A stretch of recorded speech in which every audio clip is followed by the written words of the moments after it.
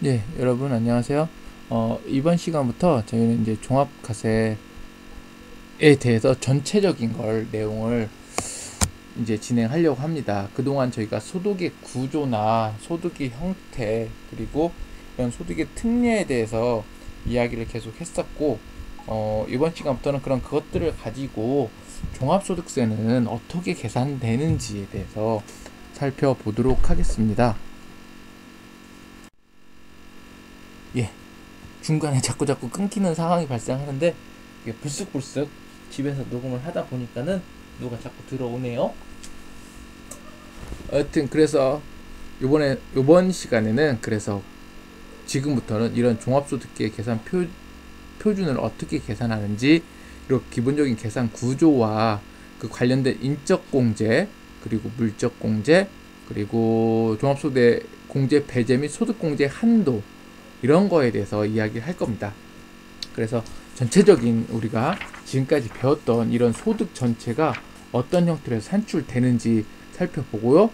그래서 종합소득의 계산을 통해서 어떤 형태로 나타나는지를 볼 예정입니다. 그래서 우리가 크게 종합소득세액은 인적공제, 물적공제와 소득공제와 세액공제로 나누어져 있습니다.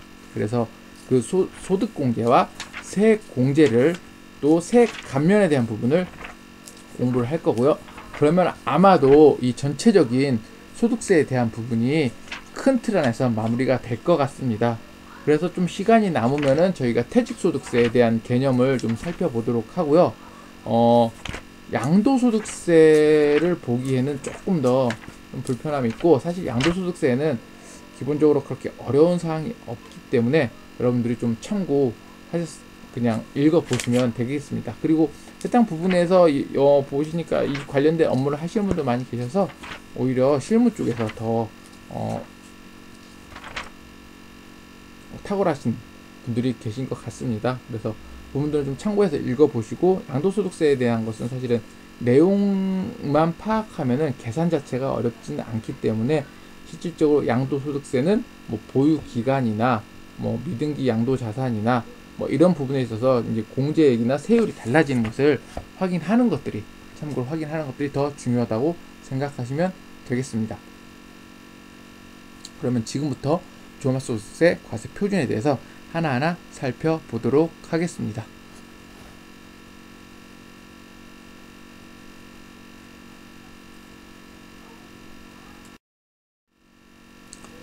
기본적으로 종합소득세의 기본 구조를 보면요, 일단 저희가 과세 표준을 산출하기 위해서 모든 일들은 진행이 됩니다. 왜냐면은 과세 표준이 산출돼야 뭘 알 수 있다? 세율을 정의할 수 있기 때문입니다. 자, 이렇게 소득금액에서 종합소득공제액을 차감을 했을 때 과세 표준, 전체를 다 얘기하면 종합소득 과세 표준을 이야기를 하고 있고요. 그래서 이런 종합소득을 계산하기 위해서 저희가 소득의 종류를 얘기했던 거죠. 그래서 종합과세 표준의 종합소득 금액은 이자소득 금액, 그리고 배당소득 금액, 사업소득 금액, 그리고 근로소득 금액, 연금소득 금액, 그리고 저희가 마지막에 배웠던 기타 소득 금액까지 합산한 금액을 종합소득 계산 금액이라고 합니다. 우리가 앞에서 계속 이 얘기를 했던 이유는 이러한 종합소득 금액에 포함되는 것들이 무엇인지를 살펴보기 위해서 계속 이야기를 했던 거죠. 그리고 이렇게 이야기가 다 마무리됐기 때문에 그 다음 종합소득 공제에 대해서 이야기를 시작하도록 하겠습니다. 자, 기본적으로 종합소득 공제는 크게 첫 번째, 여기 보시다시피 인적 공제와 물적 공제로 나눕니다. 인적 공제라고 하는 것은 결국은 뭐예요? 사람 인자를 써서 뭐예요? 사람에 대해서 소득을 공제해 준다는 겁니다. 즉, 우리나라의 경우에는 부양이라는 의미를 부여하고 있습니다. 부양. 이 사람을 즉 데리고 사는 경우에는 뭐가 한다? 비용이 발생할 수 있기 때문에 공제를 해준다라고 해서 인적 공제라고 얘기를 하고 있고요. 인적 공제에는 그게 기본 공제와 추가 공제로 나누어져 있습니다.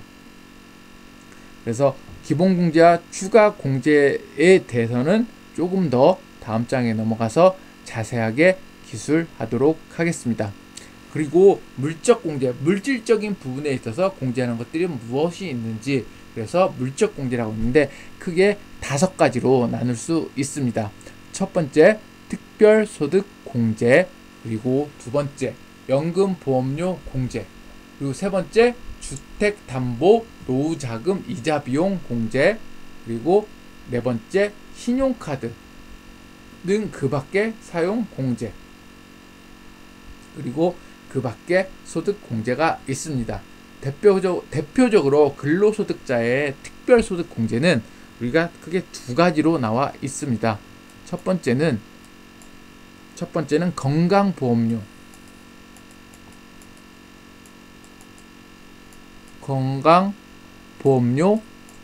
소득 공제가 있고, 두 번째로는 주택자금,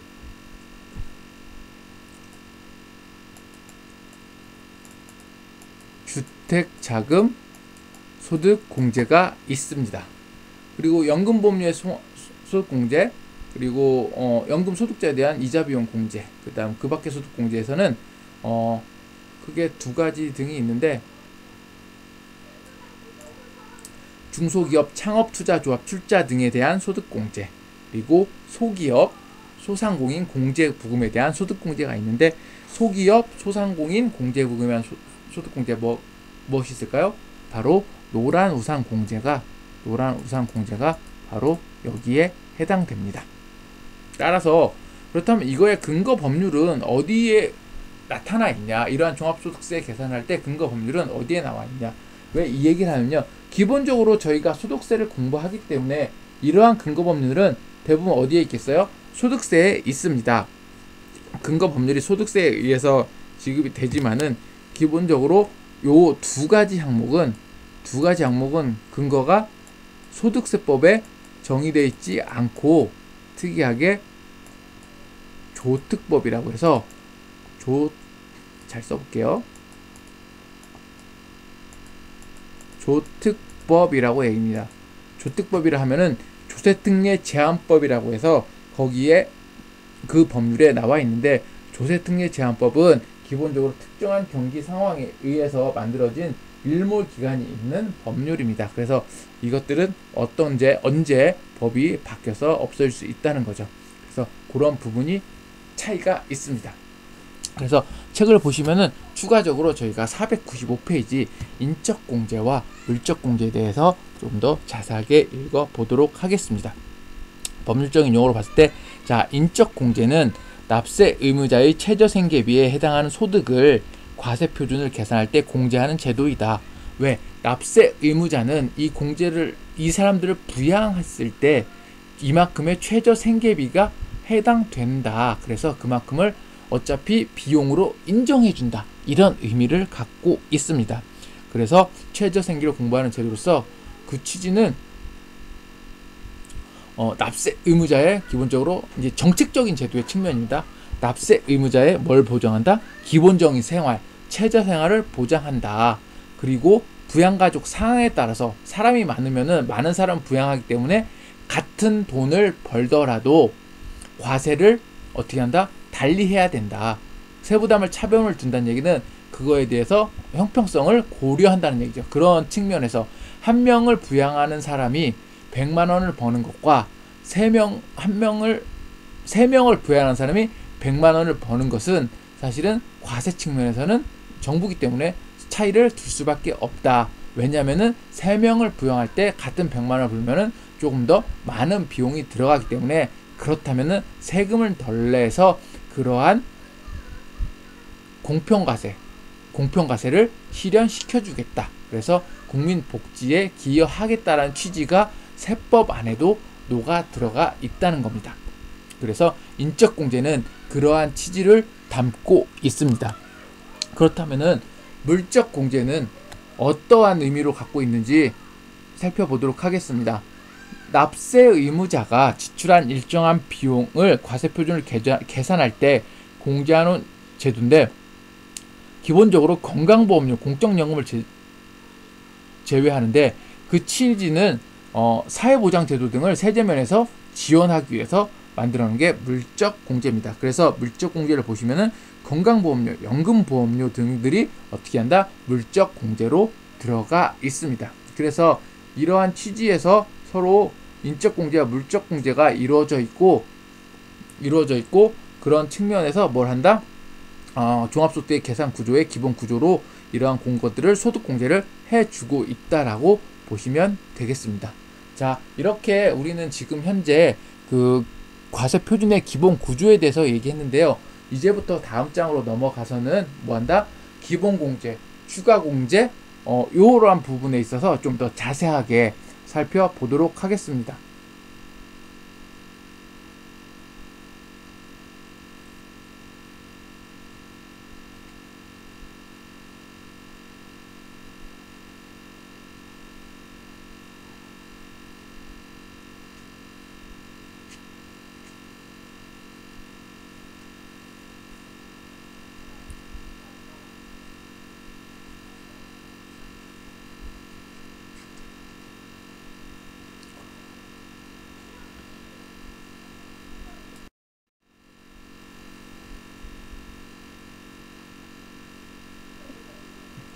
그러면은 인적공제에 대해서 세부적인 항목에 대해서 알아보도록 하겠습니다.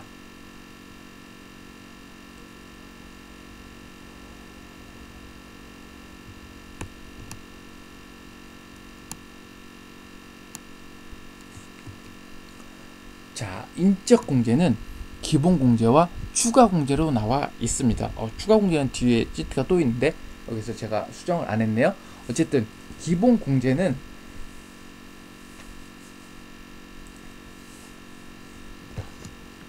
조금 수정을 해서 말씀드리겠습니다. 요것은 지금 보지 마세요. 이것은 지금 보지 마시고 이렇게 보지 마시고 기본적으로 이렇게만 보시면 되겠습니다. 자, 기본공제는 근로자, 종합소득세 거주자인 근로자에서 해당 자자의 얼마다 150만 원을 곱해서 계산하는 금액을 종합소득세에서 공제하는 부분을 기본공제라고 이야기를 합니다. 그래서 기본적으로 대상자는 일단은 본인, 이렇게 기본공제 대상자는 기본적으로 자, 본인이 있고요. 일단은 본인도 먹고 살기 위해서는 비용이 들어가기 때문에, 두 번째는 배우자, 결혼한 사람에서 배우자, 그리고 세 번째로 부양가족이 있습니다. 그래서 결혼한 사람에는 본인과 배우자 어떻게 해요? 두 명이 기본적으로 기본공제 대상이 되고, 부양가족은 그러면 어떤 사람들을 이야기하느냐, 부양가족의 요건에 대해서 살펴보도록 하겠습니다. 크게 부양가족은 해당 거주자, 배우자를 포함해서 생계를 같이 하는 자를 부양가족이라고 합니다. 그래서 부양가족의 범위에는 직계 존속, 즉 부모님이죠. 나를 기준으로 위로 하는 걸 뭐예요? 직계 존속이라고 하고, 나를 기준으로 아래로 가는 것을 직계 비속이라고 합니다. 따라서 나를 통해서 옆으로 가는 것이 뭐 있어요? 형제 자매라고 하죠. 그래서 이러한 직계 존속, 비속, 형제 자매에 대해서 기본적으로 부양하는 사람들이 부양가족 공제의 대상에 해당됩니다.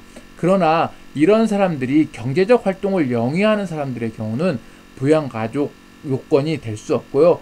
기본적으로 어떠한 조건에 만족을 해야 됩니다.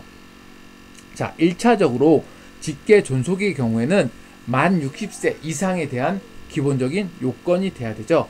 만 60세 이상이 돼야 되고, 기본적입니다. 이 나이의 조건과 그 연간 소득금의 금액은 기본적인 엔드 조건 또는 오화 조건이 아니라 AND 조건입니다. 이것과 이것이 동시에 충족돼야 됩니다. 그래서 각각의 이 공제 대상자들의 기본적인 요건은 뭐냐면은 이 각각의 부양가족별로 100만원 이하, 근로소득만 있는 경우에는 총 급여액이 500만원 이하, 즉 소득이 없어야 관련 부분에서 공제를 받을 수 있다는 겁니다. 그래서 이런 요건이 두 가지가 충족돼야 되는데, 일단은 공통조건 100만원 이하, 부양가족별로 100만원 이하인 거고, 그 다음 개별 조건으로는 직계 존속인 거고, 일단은 나이가 만 60세 이상이어야 된다라는 조건이 있습니다. 또한 직계비속과 입양자를 얘기하고 있는데요. 직계비속은 결국엔 뭐예요? 직계비속은 자녀들이죠. 자녀들은 경제적 활동을 할 수 없는 나이, 즉 만 20세가 넘어가는 경우에는 뭐다? 기본적으로 기본공제 대상자에 해당하지 않습니다. 그래서 아래로는 직계비속들은 결국엔 만 20세 이하로 됐을 때가 뭐다? 기본적으로 기본공제 대상자다라고 알고 계시면 될 것 같습니다. 또한 형제 자매도 동일한 형태를 갖고 있는데, 형제 자매도 경제적 능력이 없으면 부양을 할 수밖에 없습니다. 그래서 형제 자매의 기본적인 요건은 만 20세 이하 또는 만 60세 이상입니다. 그래서 동일한 조건. 그래서 우리나라의 직계 존속은 결국엔 만 60세, 그리고 직계 비속은 만 20세. 기본적으로 생산자라고 하면 안 돼 있고, 근로를 할 수 없어서 기본적으로 경제적 활동을 할 수 없는 상황이라고 하면은 그 상황에 있어서 기본적으로 부양 가족으로 보고 있다라고 보시면 될 것 같습니다.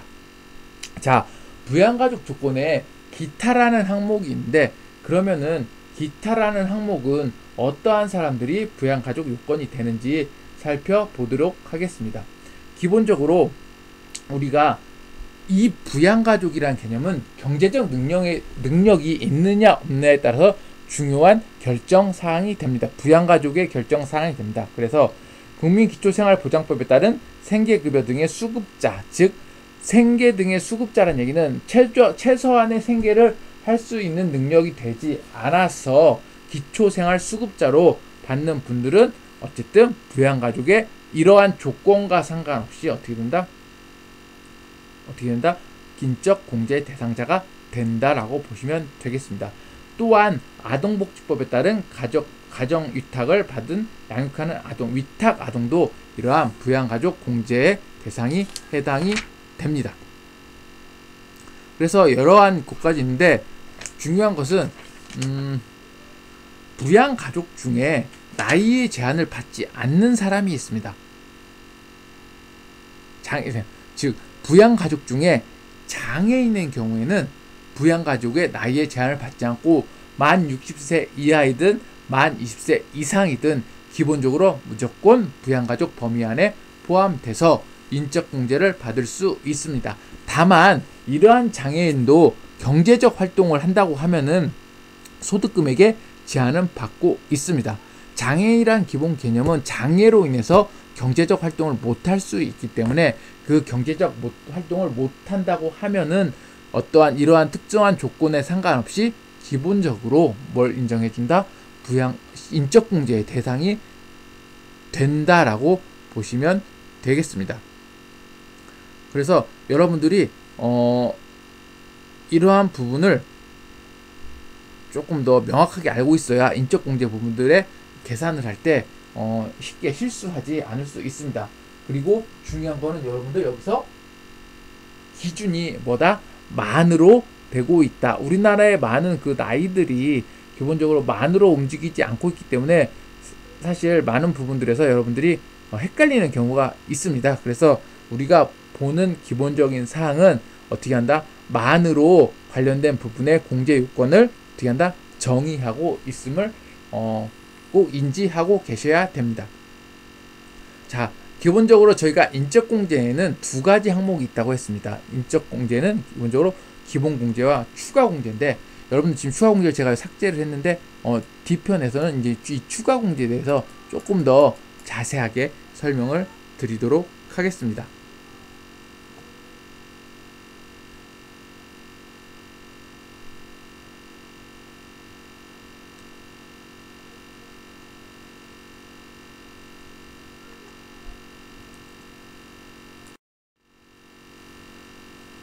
자, 그러면 추가 공제는 뭐가 있는지. 자, 추가 공제에는 일정한 조건이 있습니다. 첫 번째로 추가 공제를 받기 위해서는요. 추가 공제를 받기 위해서는 뭐가 된다? 기본 공제 대상자 중 어느 조건에 해당됐을 때 추가로 받을 수 있게, 즉 인적 공제 대상자 중 기본 공제가 되고 이 사람들의 이 대상자들이 다른 어떠한 요건에 해당되면 플러스 알파의 금액만큼 뭔가 추가 공제가 된다. 즉 예를 들자면은 기본 공제자 중 경로 우대자 만 70세 이상인 경우에는 기본적으로 기본 공제 150만 원에 공제를 해주고 플러스 100만 원을 추가 공제해 준다 해서 추가 공제입니다.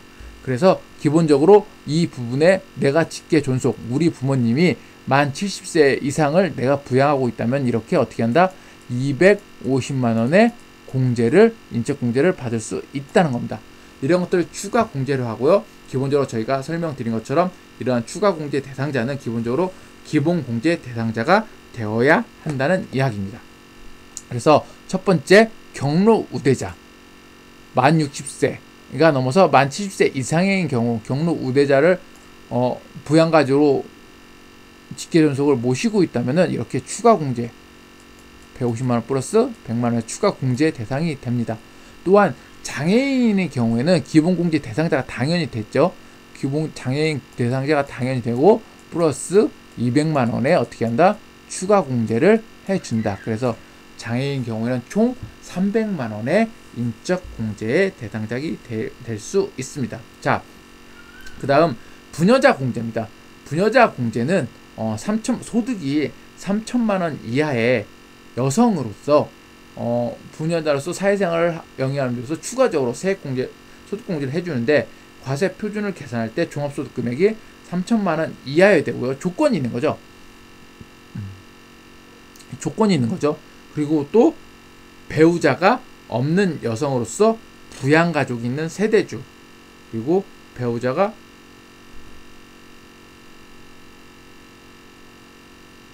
있는 여성인 경우. 그래서 이러한 조건이 해당돼야 기본적으로 부녀자 공제를 받을 수 있습니다. 그리고 한부모 공제라고 있는데 한부모 공제는 해당 거주자가 배우자가 없는 사람으로, 이제 배우자가 없어야 됩니다. 일단은. 그리고 여성이 아니라 이혼 가정을 사실은 한부모 공제를 많이 하게 되는데 이런 부분이 없을 때 기본 대상자 중 직계 비속 또는 입양자가 있는 경우죠. 자녀를 혼자 키우는 사람한테 부모를 한부모 공제라고 해서 100만 원을 추가 공제를 해주고 있는 것이 한부모 공제입니다. 따라서 이러한 부분들이 기본 공제 대상자를 해서 추가적으로 어떻게 한다? 기본적으로 공제해 준다고 해서 인적 공제 중에 추가 공제라고 얘기하고 있습니다. 그렇다면은 이런 부분의 경우 한도가 존재하느냐? 물론 한도가 존재합니다. 그 한도는 결국에는 종합소득 금액을 초과하는 경우에 더 이상 공제가 할 수 없기 때문에 그런 부분에서 공제액은 없는 것으로 보고 있습니다. 그래서 이번 시간에는 저희가 기본적으로 인적 공제에 있는 기본 공제와 추가 공제에 대해서 알아봤습니다. 그래서 요 다른 세세한 항목들, 경우의 수들이 책에 조금 더 이렇게 주석을 통해서 나타나 있으니까요. 그 주석을 한 번씩 좀 더 읽어 보시게 되면은 좀 더 이해하시는데 도움이 될 거라 생각합니다. 오늘이 제가 이 강의를 하는 날이 지금 6월 11일입니다. 밤 11시 반 정도가 됐는데 늦은 시간까지 지금 더위가 장마가 오면서 매우 더운 것 같습니다. 그래서 좀 더위에 너무 힘들지 않게 건강관리 잘 하시고 기말고사에 대해서 저희 안내를 해드렸고 저희 강의를 드리는 것처럼 범위에 대해서는 제가 마지막 주에 수업을 할 때 좀 더 자세하게 설명을 드리겠습니다. 그 전까지는 그냥 수업을 열심히 들으시면 되고요. 여러분들이 시험 공부를 하실 때 부담되지 않은 정도 선에서 제가 문제를 제출하도록 하겠습니다. 오늘 하루도 수고하셨습니다. 감사합니다.